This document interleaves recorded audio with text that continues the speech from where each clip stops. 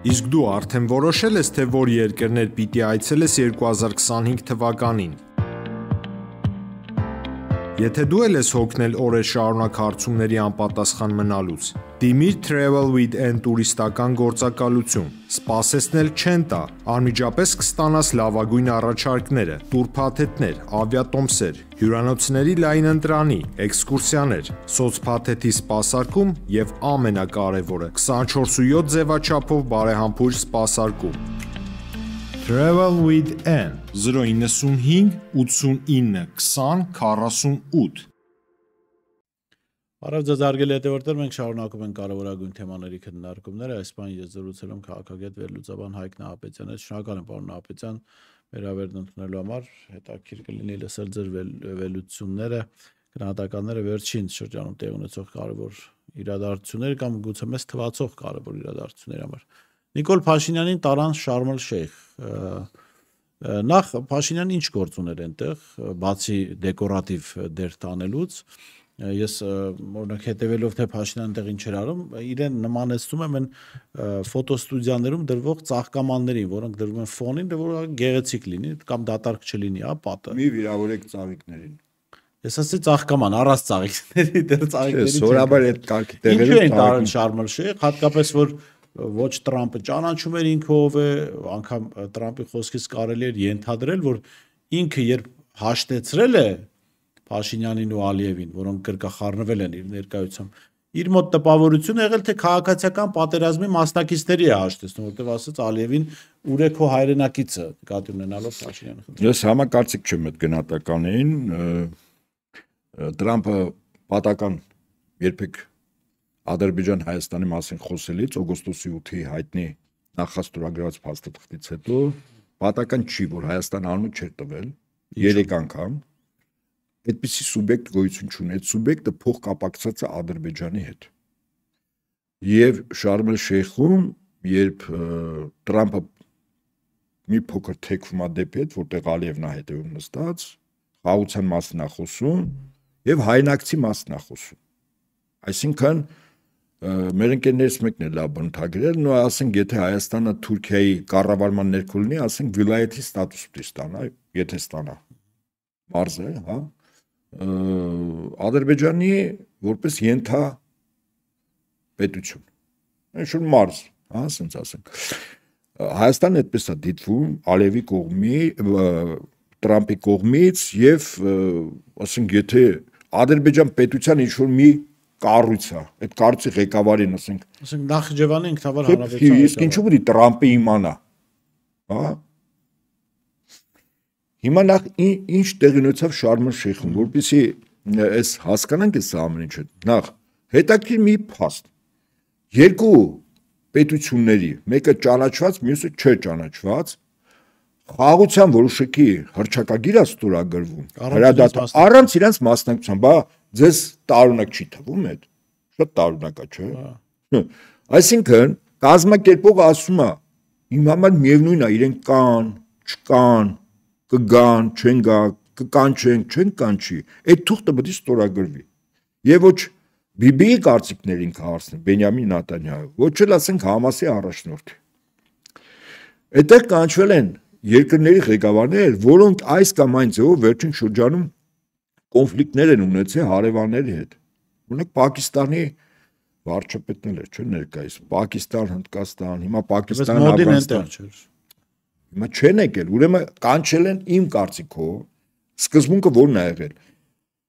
Տրամպը պետք է ներկայացներ, որ այս կոնֆլիկտները որ եղել են, նվազագույն 7 ասում, 7 անգամ 2, 14 երկի ղեկավարը տեղ դիլներ։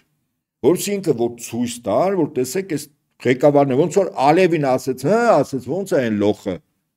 ասեց հայրենակիցը։ Ասեց դե լոխը էլի, հիմա ինչ բացենք փագագծել։ Մոտապես տենց։ Բայց որոշները հրավեր ստացել են, վստահ ասեմ, չէին եկել։ Նաև ուրեմն այդ առաջին կրիտերիան ովքեր պետք է գային։ Երկրորդ կրիտերիան արաբական աշխարհի բոլոր ներկայացուցիչները, որտեղ այդ միջոցառումը իրականում նվիրված չէր Իսրայել-Համաս խաղաղության կնքելու հրադադարի ռեժիմ եւ հետագա քայլեր։ Բուն նպատակը արաբական աշխարհն էր տեղ։ Եվ ասեմ ինչու։ Ուրեմն 2 տարի արդեն կարելի ասել 8 օր առաջ հոկտեմբերի 7-ին Համասի զինյալները մտնում են Իսրայելի տարածք։ Գերեվարում են զինվորական քաղաքացիական անձանց, հետ են վերադառնում ելման կետեր։ Նպատակը փոխանակել 2000 պաղեստինցիների, որոնք բանտերում են։ Հիմա գալիս ենք այդ համաձայնագրի կետերը։ Կետ առաջին փոխանակել 2000-ը 20 ողջերի 28 մահացածների։ Ճիշտ է։ Համասի խնդիրը 2023-ի հոկտեմբերի 7-ի Իսրայելի դրած պահանջը, Իսրայելի առաջ դրած կատարվեց։ Փաստում ենք, չէ՞, կատարվեց։ Շարունակությունը։ Հաջորդ կետը։ Այդ տարածքում ստեղծվում է միջազգային կառույցներ, պետություններ, խաղապահներ եւ այդպես շարունակ, որոնք ապահովելու են այդ տարածքում փախստականների վերադարձի անվտանգությունը, որի մեջ ովքեր են մտնում արաբական աշխարհի երկրները, որտեղ այդ հավաքին Տրամպից բացի ներկային երկու արաբական աշխարհի ներկայացուցիչ Կատար, Եգիպտոս եւ թուրքական աշխարհի ներկայացուցիչ Էրդողան։ Ուրեմն այդ խաղապահ ոստիկանական ուժերը կազմում են անվտանգությունը ապահովող ուժերը։ Երրորդ, Համասը չի զինաթափվում։ Համասի զինյալները մնում են, որոնք վերափոխվում են, վերաձևվում են այդ ոստիկանական ուժերի, շատ ճիշտ է։ Չորրորդ, վերականգնում է այդ տարածքը արաբական աշխարհը, Միացյալ Նահանգներ եւ այլոք ներդրումներ են անում, որտեղ ավերա վերջին հաշվով, հա։ Հինգերորդ, ճանաչվում է Պաղեստին պետությունը։ Մահմուդ Աբասը հայտարարեց, որ Սահմանադրության առաջին նախագիծը 3 ամիս հետո կլինի։ Հիմա հետաքրքիր զարգացումներ է։ Եվ 7-րդ, այդ գործընթացի պատասխանատուն դրել են մի մարդու վրա, որը ոտու կեսով գերեզմանում է։ Բայց այդ ինչ որ բան ձախողվեց այդ գործընթացից։ Հայերեն ասած կրայնին ինքն է։ Թոնի Բլերը, Բրիտանիա։ Այսինքն, եթե Բրիտանիան փորձի ինչ որ խաղեր տալ, ձախողել, հարվածը Թոնի Բլերով գալու է ներկայիս վարչակազմի գլխին։ Բարձ եմ ասում, բայց այդ process-ների գլուխ Տրամպն է կանգնած։ Ուրեմն այս ամբողջ process-ները ի օգուտ Համասի է։ Հիմա ինչ էր հայտարարել 2 տարի առաջ հոկտեմբերի 8-ին Իսրայելի պաշտպանության նախարարը, երբ որ պատերազմ հայտարարեց Համասին։ Որպեսզի Գազան ուրեմն պաղեստինցիներից ազատվի։ Չէ, պաղեստինցիներ չէ։ Համասի զինյալները 1 ոչնչացվում են բոլոր ահաբեկիչները, զինական մաս չի լինում, մեղավորները պատժվում են, իրանք զենք կրելու իրավունք չեն ունենում եւ մեր բանակը ամբողջովին Գազայի տարածք է մտնում։ Ընդ որում Ես նաև ասի պատերազմի ընթացքում հասան նրան, որ արաբները պիտի դուրս գան։ Այո, ուրեմն Համասը մի բայ չէ, ասում են, այդտեղ թող գնան ուրիշտեղ։ Հիմա նայեք, Համասի ասեց, ասում է դուք էլ ասեք, ասելով չի։ Համասի զինյալները մնում են, բայց ցախալը դուրս է գալիս։ Այդ երկրորդ կետը դա ցախալը պիտի դուրս գա հիմա։ Այսինքն ինչ եմ ուզում ասել։ Համասի միակ պայմանը 2023-ի հոկտեմբերի 7-ի կատարվեց փոխանակում 28 կորուստով 48 գերից 28-ը մահացած են, դիակներ պիտի գտնեն 20-ն են հետ տալու։ Պլյուս այդ տարածքում պետություն է ստեղծում, խաղապահ ուժեր, Համասը զինական մնում է, ներդրումներ են անում եւ այդպես շարունակ։ Եվ որի գինը տարբեր տվյալներով ես հիմա դժվար եմ ասել, որտեղ դա իսկապես հարաբերական է, ասենք 70-ից 100,000 զոհ։ Եվ այսպես արձանագրում եմ ես, որ հոկտեմբերի 13-ին այդ կնքված համաձայնագիրը ուժի մեջ մտնելու պահից Իսրայելը կապիտուլացրեց։ Մի տարբերությամբ, որ Պաղեստինի դրոշը Երուսաղեմի կամ Թել Ավիվի կառավարական շենքի վրա չբարձրացվեց։ Ես պայմաններով եմ ասում, ով մտել է կռվի մեջ, ինչ խնդիր պիտի լուծել, հիմա ով ինչա ստացել։ Եվ Միացյալ Նահանգները զոհաբերեց հանուն, կասեմ ինչի համար, իր ամենամոտ ռազմավարական դաշնակցին Իսրայելին զոհաբերեց։ Ինչու՞։ Որովհետև 2 տարի ընթացող այս կռիվների հետևանքով,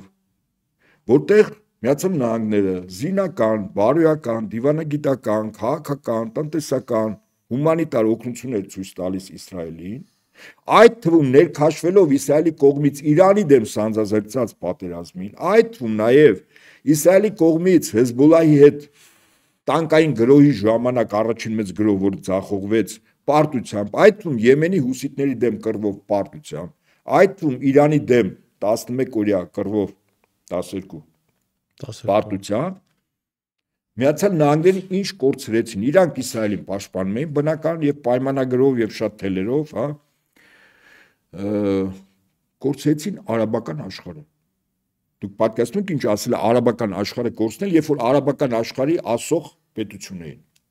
Եվ արաբական աշխարհը ամբողջովին սկսեց ուր թեքվել բազմաբևեռ աշխարհ, BRICS, Շանհայի տնտեսական համագործակցության երկիր, ճիշտ է, երկրներ։ Այսինքն իրենք դարձան Ռուսաստան, Չինաստան, Հնդկաստան առանցքային կառույցի երկրորդ շերտի պետությունները։ Հիմա Ամերիկան 2 տարվա ընթացքում արաբական աշխարհը կորցնում։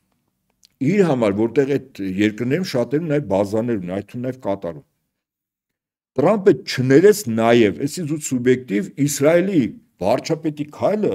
որտեղ Կատարում լինելով Միացյալ Նահանգների լրջագույն ռազմաբազան, ինքը հարվածում է Կատարում ինչ որ ֆիզիկական անձանց սպանելու նպատակով։ Այսինքն թռնում է, ինչպես ասում են, Տրամպի գլխի վրայով։ Ստացավ կապիտուլյացիա, պարտություն։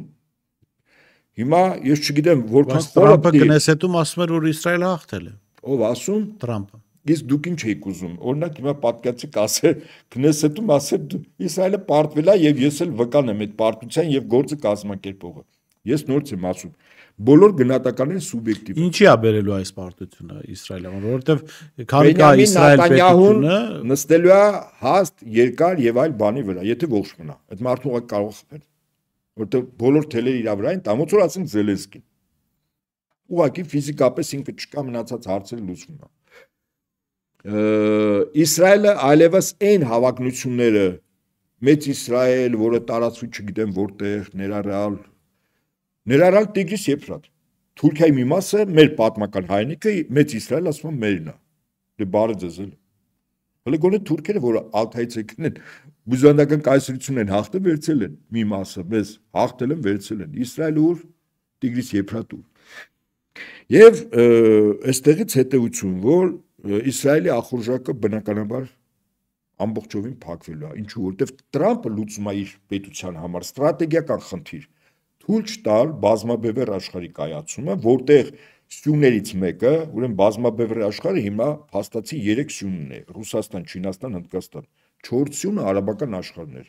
Իր երկու կարևոր պետություններով ներկայացուցիչ, դեպ որոնք այդ հավաքին չկային։ Էմիրատներ եւ Սաուդյան Արաբիա, չեն եկել։ Փաստը չէ, այս փաստերով արձանագրենք։ Այսինքն այդ երկուսը դեռևս բազմաբևեռ աշխարհի կողմնակից են, բայց այս քայլով պատկերացեք Տրամպ ինչ անում, կռիվը կանգնացնում է 1, վերականգնում այդ տարածքը 2, ստեղծում է Պաղեստին պետություն 3, արաբական աշխարհի հետ հարաբերություններ, տնտեսական այդ պատժամիջոցներ, տարիֆային քաղաքականություն իջացնում է 4, նավթը այդ նավթի վրա ազդեցություն ունենում արդյունահանում եւ Չինաստանին վաճառք նշանակում է Չինաստանի տնտեսությունը եւս ինքը կարող է այդ նավթի քանակով եւ գնային քաղաքականությամբ ազդի 5, այսինքն լուրջ դիվիդենդներ է վերցնում։ Եվ Շարմ el-Շեյխը կարելի ասել Տրամպի վերջին կառավարման շրջանի լրջագույն օպերացիան, ու ասենք իրենը չէ, այդ թիմը աշխատում բնականաբար, որտեղ ինքը արեց քայլ, որով արաբական աշխարհ, պաղեստինցիներ, տնտեսություն եւ այլն աշճանաբար բերում է ամերիկյան հովանոցի ներքո, բայց գինը հիշենք մենք։ Ես ինչու եմ այսքան մանրամասն ասում, ոչ միայն որ իրողությունն է դա, այլ որ Միացյալ Նահանգները իր պետության շահի համար կարա եւ զոհաբերի իր ամենամոտ դաշնակցին։ Այս բոլոր այն լոխերի համար քաղաքական առումով եւ դիլետանտներ, որ ասում են հենա Ամերիկան եկավ, Միջանցքի տեր ու տնօրենա, խնդրեմ չկա, կռիվ չի լինի։ Ես միշտ բերում եմ 2019 թվականի հոկտեմբերի 10-ի, երբ որ Սիրիայի 4 քրդական բնակավայրերում մարդիկ զարթնեցին, որտեղ 8 տարի ամերիկացիք զինում էին, պարապում էին, մարզում էին, մեկ էլ նայեցին, որ թուրքական ինքնաթիռները, ուղաթիռները եւ զրահատեխնիկան մտնում են քրդական բնակավայրեր։ Որովհետեւ Տրամպը այդպես էր, այն ժամանակ էլ էր ԱՄՆ նախագահ Տրամպը որոշել էր, որ ասենք հիմա իրանք պիտի դուրս գա, որտեղ Թուրքիան պիտի մտնի։ Այսինքն էլ մի օր կարող է ասենք Տրամպը որոշի, Ալևին ասենք ու հայրենակցիը ով է, ինչ է։ Դրա հարցերը լուծում ես։ Հիմա ինձ պետք է որ Ադրբեջանը դառնա ներառել Հայաստան։ Օրինակ Իսրայելը կապիտուլացվեց, Հայաստանը ինչ է։ Հայաստանը սուբյեկտ չի, արձանագրենք, հա ես։ Սուբյեկտ չի։ Տրամպը երբ որ Հայաստան չի ասում, այս խեղ կատակը գիտեք ինչ է այդ ֆոտոների համար, այդ ձեր ծաղկաման ծաղիկների համար։ Ասում է, ուզում է ասի պարոն Տրամպ, ախր ես էլ կամ, ես Հայաստան, դուք լսել եք Հայաստան։ Այդ տխմարը մտածում է, որ Տրամպը Հայաստան բառը չգիտի, ինքը հուշում է էլի, ես վարչապետն եմ։ Այլ Տրամպը քո մասին 98 թվից քո ղազագրերի պատմությունը բերանացի գիտի, պետք կլինի անուններով կասի, բայց ինքը ցույց է տալիս, որ դու չկաս, Հայաստան չկա, եթե Հայաստան չկա, ոնց կարա չեղած երկրի վարչապետը լինի։ Ադրբեջան, որի հետ 907 բանաձևը, հանեց ռազմական-ռազմատեխնիկական համագործակցություն։ Դիմում է իր հետև, պատական չի իր հետև նա նստե Ալիևը։ Ալիևին ասում է, խաղաղություն լավ բան է, չէ, այդ լոխը ոնց է։ Հիմա հայնակից մի դրվագ էլ կար, ես վստահ եմ դուք ֆիքսել եք, ընդհանրապես հաճախ է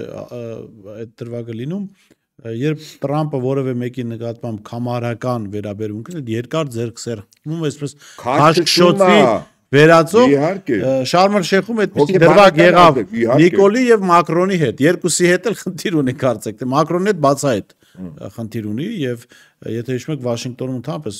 ամերիկյան ոստիկանությունը թույլ չտվեց որ Մակրոնը փողոց անցնի, որպեսզի գնա դեսպանատուն, ստիպված եղավ Տրամպին զանգել, բայց չօգնեց դա իրեն։ Հիմա լավ, այս մթնոլորտը ինչ է հուշում։ Լավ, Հայաստանը սուբյեկտ չի, Նիկոլ Փաշինյանի ակտիվ ջանքերով նաեւ վերացավ են վերջին։ Մենք սուբյեկտ ենք, այլ մեծ սուբյեկտի մեջ։ Ադրբեջանի մեջ։ Այո։ Թուրքիան օրինակ ուզում է, որ մենք սուբյեկտ լինենք իր մեջ։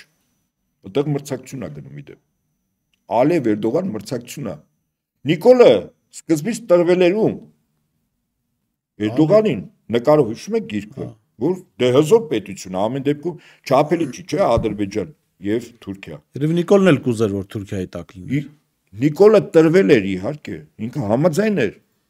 բայց ԱՄՆ-ը որոշել է, որ այս տարածաշրջանում, որի մեջ Հայաստանը մտնում, ասողը պիտի լինի Ադրբեջանը։ Իր այդ 907 հանեց տնտեսական համագործակցության պայմանագրեր, այն ժամանակ հետո հանդիպումներ, Փաշազադեն է խոսում, մեր եկեղեցին սենց անենց եւ այլն։ Այսինքն ուզում եմ ասել, Ալիևին Տրամպը աճացնում է։ Ես հիշեցնեմ բոլոր այն քաղաքականությամբ զբաղվող մարդկանց, որոնց մոտիվացիան ազնիվ է։ Մարդիկան քաղաքականությունը բիզնես է, տուն պահելու միջոց է։ Եթե մարդը քաղաքականությունը միջոց է երկրին ծառայելու, այսինքն զինվոր լինելու, իր ստատուսով, հիշեցնեմ, հայտնի կարգախոս ասում է ԱՄՆ-ի հետ ուրեմն ճշնամանալու հետ կապված ճշնամությունը վատ է, բարեկամությունը ավելի վատ։ Մահացու է, չէ, այնտեղ վատ է։ Բարեկամությունը մահացու է, այսինքն վերջաբանը մահ, չգոյություն։ Հիմա Հայաստանը Ադրբեջանով, ես ասեմ ձեզ առավել քան համոզված, Ադրբեջանը եւս դրվել է զոհասեղանը։ Վստահաբար։ Օրինակ հիմա ԱՄՆ եւ արաբական աշխարհի մեծ մասին եթե մտցնի իր հովանոցի ներքո, իր համար խնդիր դառնալու Իրանը։ Իսկ Իրանի դեմ ինչ սուրասրվում վստահաբար։ Հիմա Իսրայելի գործոնը չկա Իրանի դեմ սրվող սրում, որովհետեւ կա, բայց որոշ ներողություն Շարմ el-Շեյխի տեղի ունեցած այս համաձայնությունը նաեւ տպավորություն է, որ Իսրայելի հնարավորություններն ազատվում են Իրանի դեմ օգտագործելու համար, որ ուրիշ բաներով չզբաղվի։ Վստահաբար չէ, որովհետև եթե թվերով խոսանք, այնտեղ լուրջ թվեր է Իրանի դեմ, ասենք 1.5-ից 1.750.000 հիմա զորք բերի մոտ 4-5 հազարի քնաթիր, ցամաքային զորք իքան դու պատկասում եք ինչքան տարածք, ինչքան ենթակառուցվածք, դա մի օրով չի բերվի։ Իսրայելն էլ այդ չունի, այնպես չի որ ասելով չի, դա ահաբեկիչներ չէ բերել։ Բայց ասեմ, հիմա ԱՄՆ-ը չի կանգնի Իրանին ծնկի բերելու մտքից։ Բայց այդ որոշումը ոչ թե պիտի կայացի Թել Ավիվում, այլ պիտի կայացի Վաշինգտոնում։ Իսկ ինչ է Թել Ավիվում կայացած որոշումների առաջ Տրամպը հանկարծակի էր գալիս, այդ ու նաև Կատարի հայտնի դեպքերի։ Իրանի վերջին օպերացիան 12 օր, վերջին 11-րդ օրը ինչ արվեց։ Դեմքը փրկելու համար Իրանը ստացավ հարվածներ իբր իր ցենտրիֆուգների միջուկային այդ վառելիքի հարստացման տեղերում, դատարկված էր։ Չէ, B2 բանը ռմբակոծիչներից, որի վրա եւ ռումբեր կարան լինեն, որը հարվածում է 20 մետր ծակում է, ասենց ասենք, հա, ժողովրդական լեզվով ընկալելի։ Հրթիռները մինչև 60 մետր, ցենտրիֆուգները 80 եւ ավելի խորը։ 10 հատ խփեց, 10 հատ, ավել չէ։ Ասեց ես ոչնչացրել եմ։ Իրան էլ ասեց լավ, 2 օր հետո ասեց ուրեմն ես խփում եմ, կատարում քո բազաներին, ուրեմն այս ինչ օր է, այս ինչ ժամ են, այս ինչ կոորդինատով։ Այն տակնել ոնց որ ասում էր հանկարծ մարդբան չլինի որ զոհվի։ Բայց 11-ը չեմ խփում, որը սարել 10 հատ դու ես խփել, 10 հատ ես։ Բարձա, այսինքն թվաբանությունը ինչ է։ Ամերիկան այդ պետք չէր։ Եթե Իրանի դեմ ինքը քայլեր անելու, դա Բիբին չի որոշել, այդ ինքն է որոշել ու իր թիմը։ Երբ ինչ նպատակով Եվ դա չի սպասարկելու Իսրայելի շահը այդ հարվածը, այլ սպասարկելու ԱՄՆ-ի շահը, դրանք տարբեր բաներ են։ Այնպես որ այս Շարմ էլ Շեյխը կարելի ասել Տրամպի կառավարման ժամանակ գործնականում ամենափայլուն գործողություններ, որտեղ ինքը արաբական աշխարհը, որը այլ բևեռների հետ էր կամ բազմաբևեռ աշխարհի ինքը մի մաս նախ մասնատեց բերեց այս կողմ 1, երկրորդ Իսրայելին ցույց տվեց իր տեղի իր արժեքը 2, շատ էլ ասենք հա Փեսա ունի հրյա, հուդայիզմ դավանող, աղջիկը հուդայիզմը դավանում,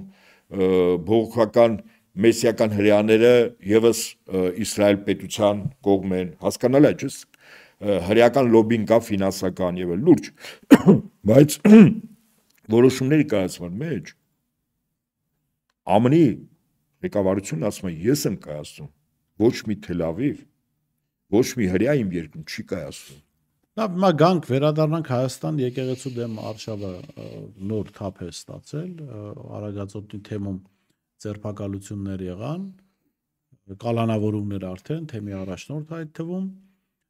եւ այստեղ մենք նախորդ եթերներից մեկում խոսել ենք այդ հոգեվորականի մաս, հոգեվորականի կոնե կարգավիճակ ունեցողի մասին, որը փաստորեն հանրայինի եթերում այդ Տեր Արամի մասը, այո, այդ առիթը տվեց եւ հաջորդ այդ առիթը պաս է բռնել այդ սորոսական շրջանակների հայտնի կերպարանքը Դանիել Լեոնիսյանը եւ հանցագործության մարդին հաղորդում է տվել։ Իհարկե մենք միամիտ չենք եւ չենք զարմանում ինչու է այդ մարդը տվել, բայց հերոստատողները թող տեսնեն Հայաստանում տասնյակ ծանր հանցագործություններ են տեղի ունենում, այդ տղան ոչ մեկի դեմ հանցագործության մասին հաղորդում չի տալիս այդ դեպքերով։ Բայց ահա հայ առաքելական եկեղեցու դեմ, ընդդիմության դեմ լիուլի հանցագործության մասին հաղորդումները որ տալիս է։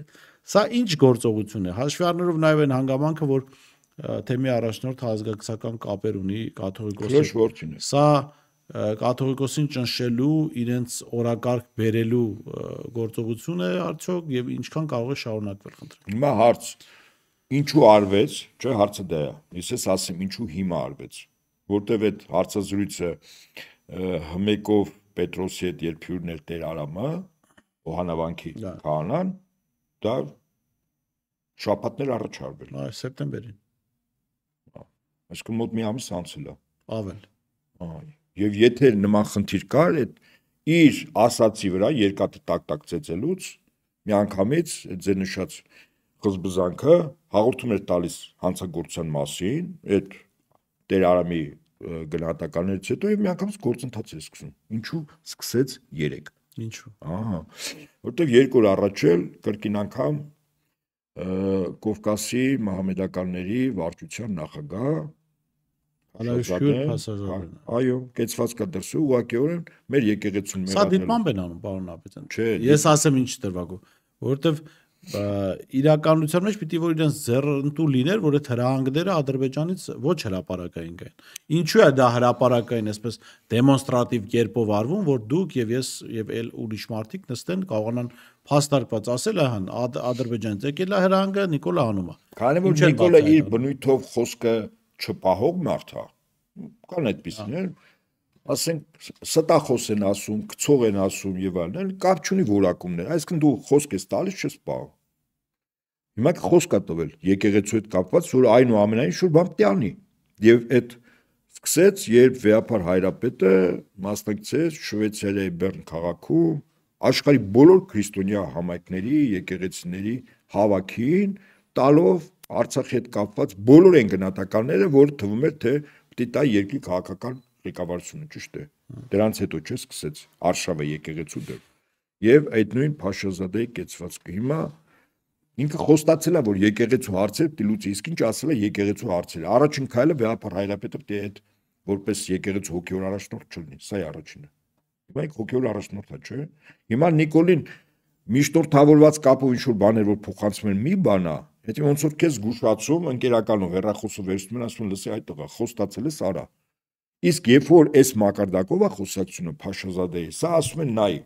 էս այն դեղին քարտն է, ոչ թե 1, այլ 2 կարմիր շրջանակով։ Դու խոստացել ես, դա պրոբլեմ կունենաս հաստատ։ Եվ հենց միանգամից հաջորդ օրը սկսես, չէ։ Հիմա ինչու այդտեղ որտեվ այնուամենայնիվ Տեր Արամը հանավանքը մտնում է Արագածոտնի թեմի մեջ, դե ուրիշ ինչ բան պետք է անեն։ Հետաքրքիր չէ, հաղորդումը դրա մասին է, բայց քարոզությունը ասում են Գանձարանը բացել են գումար ա եղել։ Իսկ Գանձարանում ինչ պետք է լինի։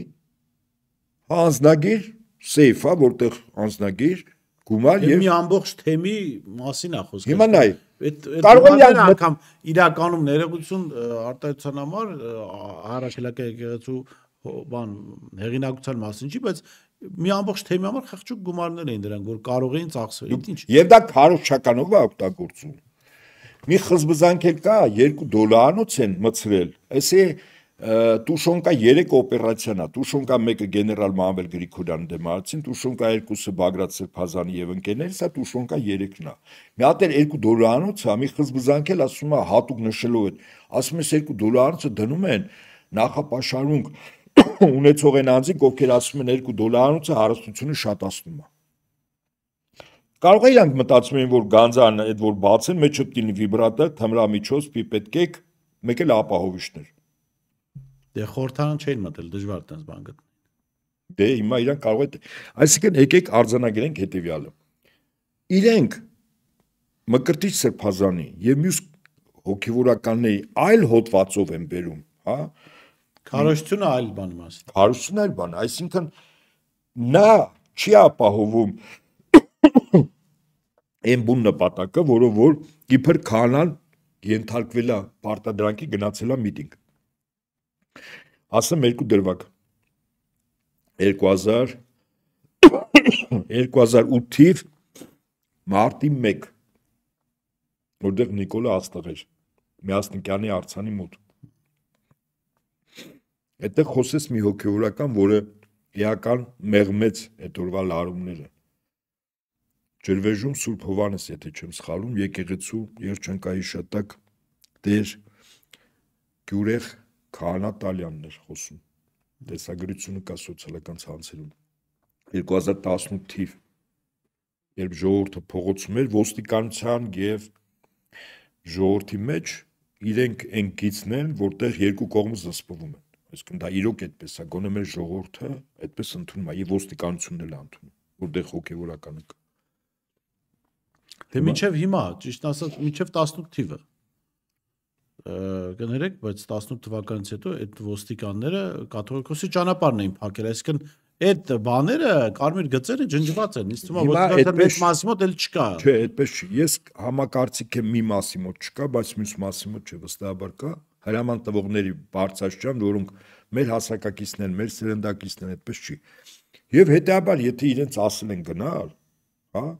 այս Տեր Արամը քնել զարթնել է, քանի տարի անցել է, տանջվել է, ամեն օր ի խորոց սրտի աղոտ կառաստված, ասի չասի, որ իրան պարտադրել են։ Ես որպես քրիստոնյա մարդ ամաչում եմ այդ մարդու համար, ինքը օծյալ է, դրա համար ուրիշ բաներ չեմ ասում։ Անկեղծ եմ ասում։ Այդ գիտեք այն ակրորականչի բանն է, ուրացողների։ Օրինակ սովորաբար ասում են Հուդա, չէ՞։ Ար երևույթ Հուդա է, բայց Հուդա չի։ Հուդան մի մեծ տիրոջ կողմից պլանավորած օպերացիայի կարևոր էլեմենտ էր։ Գիտեք ի՞։ Որտեղ առանց իրան առաքելություն չէ։ Հիսուսի գալու թիվ 1 առաքելությունը հարությունն էր։ Առանց Հուդայի իրեն չէին ձերբակալի, չէին խաչի, ճիշտ է։ Եվ այդ վերջին ընթրիքի ժամանակ Հուդային առանցանը տալու Տերը ասում է, չէ, ասում է գնա եւ արային ինչ որ, այսինքն Հուդան գիտեր այդ։ Իսկ Հուդայի կարգավիճակը այդ գործի մեջ շատ կարևոր առանցքայինն է եղել։ Սրանք հուդա չեն։ Սրանք ուրացող են։ Ով էր ուրանում միջև որ երրորդ ակլորական չէ։ Ուրանում է, չէ, Պետրոս։ Սրանք ուրացող են։ Եվ հետևաբար, նորից եմ ասում, Ադրբեջանի եւ Թուրքիայի համար շատ կարևոր է, որ մեր եկեղեցու հոգևոր առաջնորդը չլինի Գարեգինը, ամենայն հայոց կաթողիկոս։ Չմոռանանք, որ այդ Փաշազադեն հայտարարել է, որ Էջմիածնի Ղազիաթ են իրենք ստեղ։ Այո, այո։ Եվ իրենց ասած Երևանի։ Այո։ Գիտեք, ինչն է դժվար, պարոն Ապետյան։ Երբ օրինակ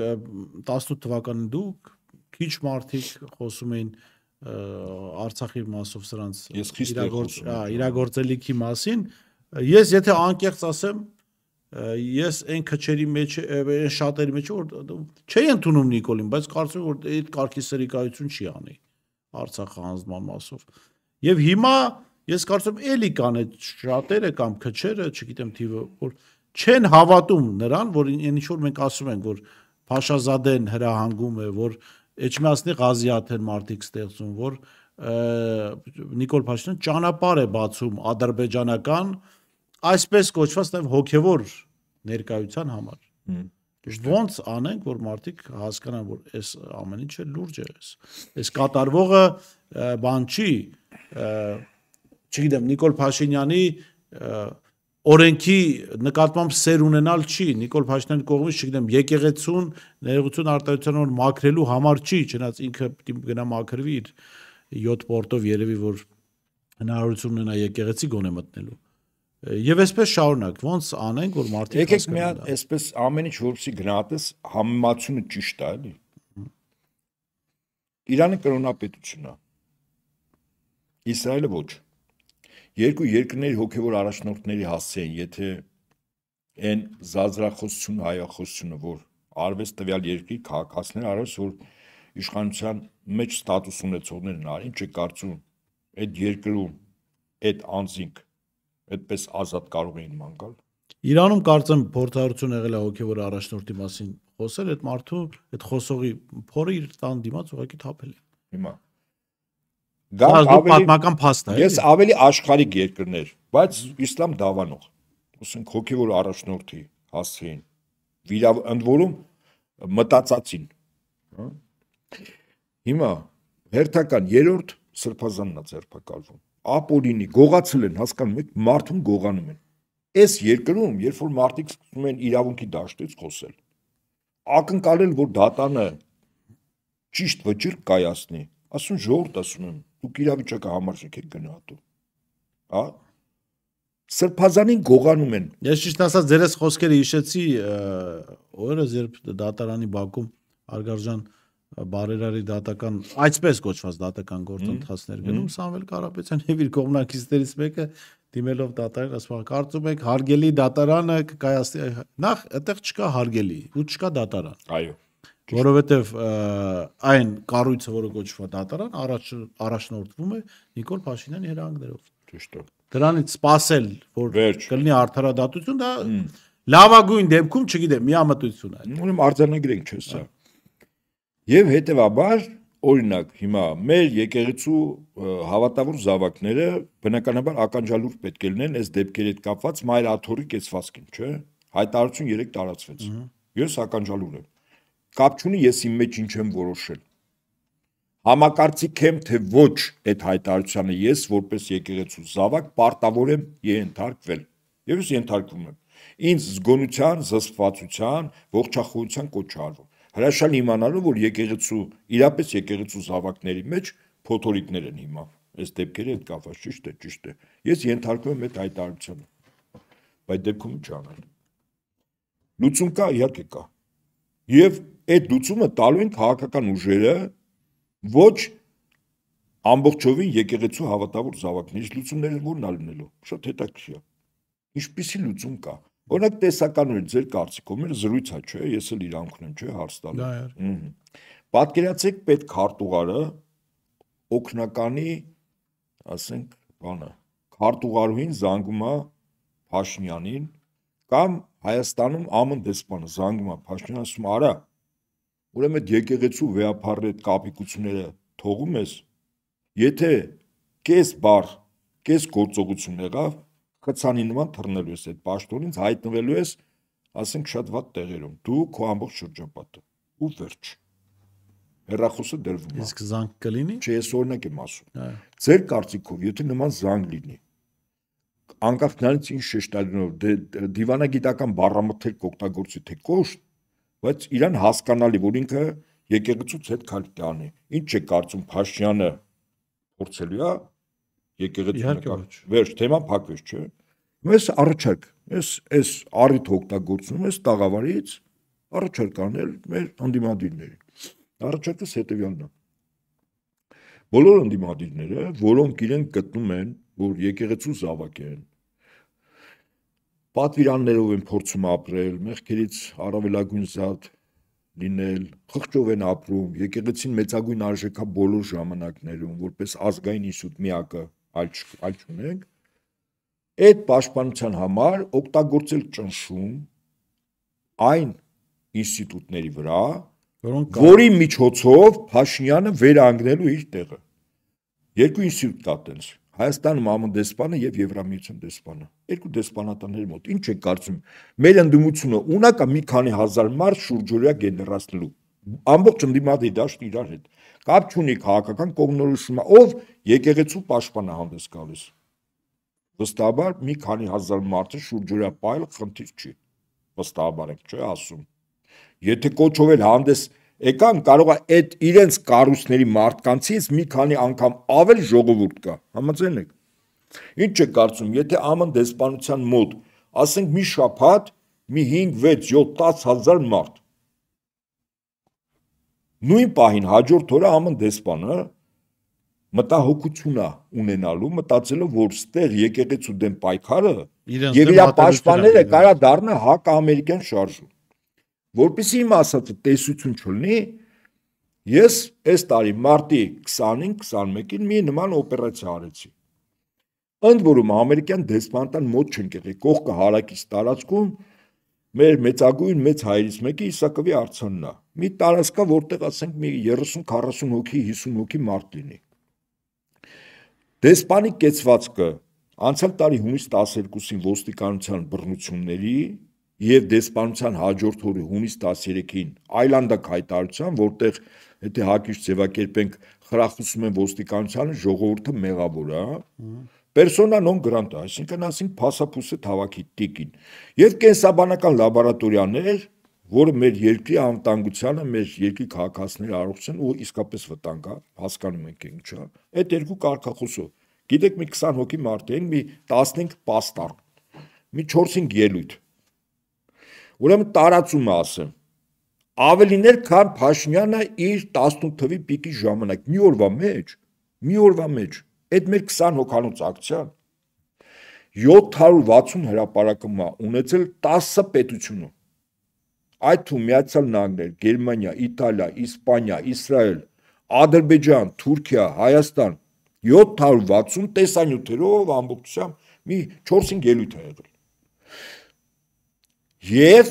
դեսպանը 2-3 օր հետո գիտեք ինչ արեց։ Սկսեց այցելել Հայաստանի մարզեր, շրջաններ, եթե նայեք այդ մարտ ամսին, բոլոր տեղերը ժողովուրդ հետ հանդիպում, ինչ-որ նվերներ, ծրագրեր, գրանտներ։ Ինչու՞։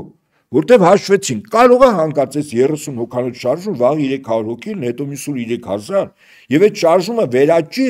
հակաամերիկյան, այսինքն ԱՄՆ պետության դեմ շարժման։ Իսկ ԱՄՆ միլիարդներ է ծախսում, տասնյակ միլիարդ դոլարներ, որ իր պետության վարկանիշը ցանկացած երկրում, նույնիսկ եթե ինքը բոբոյա, ինքը լինի պուպուր։ Համաձայն եք, չէ՞։ Ես կոչ եմ անում ընդդիմությանը, բոլորին անխտիր, իրար կողք կանգնել, կոնտակտներ գտնել, միջնորդավորված եւ կազմակերպել բողոքի ակցիա, ճնշել այն օղակների վրա, որոնց զանգը Փաշինյանին կարող է գցել հոգեխանգարմունքի մեջ։ Եվ ինքը անգամ չգիտակցի ինչ արագությամբ է պամպերսը փոխում։ Այդքան բան։ Շատ լավ, պարոն Հապետյան, հենց այս առաջարկի վրա էլ ավարտենք, ես միանում եմ ձեր առաջարկին, եթե նման հավաք հրավիրվի անպայման կմասնակցեմ, որովհետև այո,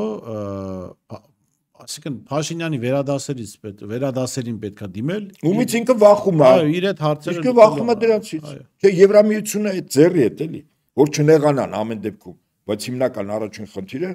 Հայաստանի Հանրապետությունում ԱՄՆ դեսպանություն։ Ես Եվրամիության դեսպանատան դիմաց նախորդ տարի միայնակ ակցիա եղել, դեսպանը դիմել էր ոստիկանություն, որպեսզի այդ մի հոգու դեպքում դուք պատկասեք մի քանի հազար հոգի լինեն։ Միանգամից Բրյուսել կդիմեն։